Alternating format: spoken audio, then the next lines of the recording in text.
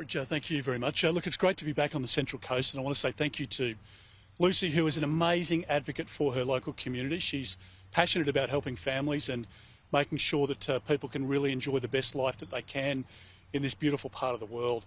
As you know, when you jump in the car in the morning and you get out of the driveway and it's only a couple of minutes before you're moving into back-to-back, bumper-to-bumper traffic, and it's the same in the afternoon. And one of the real frustrations with the last 3 years is not just been a missed opportunity for our country in relation to many areas, but importantly in relation to infrastructure.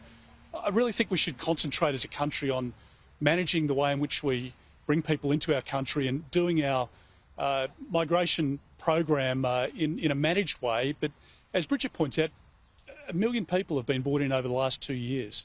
It's put pressure on communities, but the infrastructure hasn't kept up.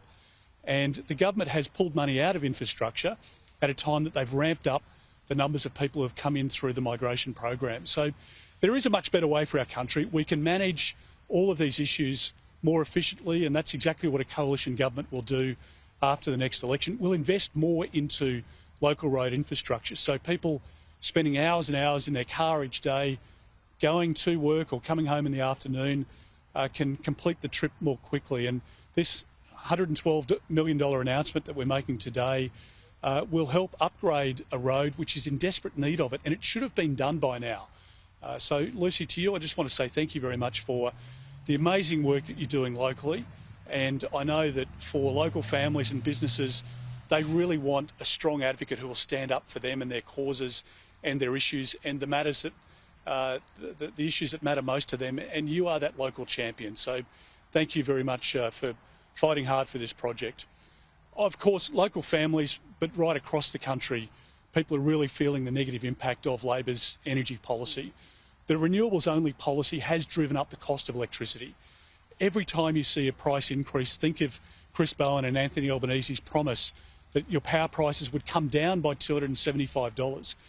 And this wasn't just a throwaway line by the Prime Minister.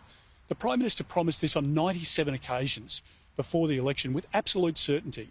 He also promised that mortgage prices would come down and that people would see cost of living relief. Well, it just hasn't happened. And a lot of families are really struggling at the moment.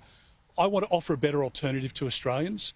I want to make sure that we can deliver lower inflation. I want to make sure that we can deliver affordable energy. I want to make sure that we can put housing front and centre again in the minds of young people in a positive way, help them into home ownership. And as Lucy pointed out before, the Central Coast has one of the highest concentrations of people living with rental stress in the country.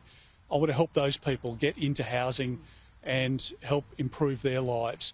I want to make sure that we can deliver a quality health system in our country, and a coalition government can do that because we manage the economy more efficiently. And I want to make sure that we've got safer communities.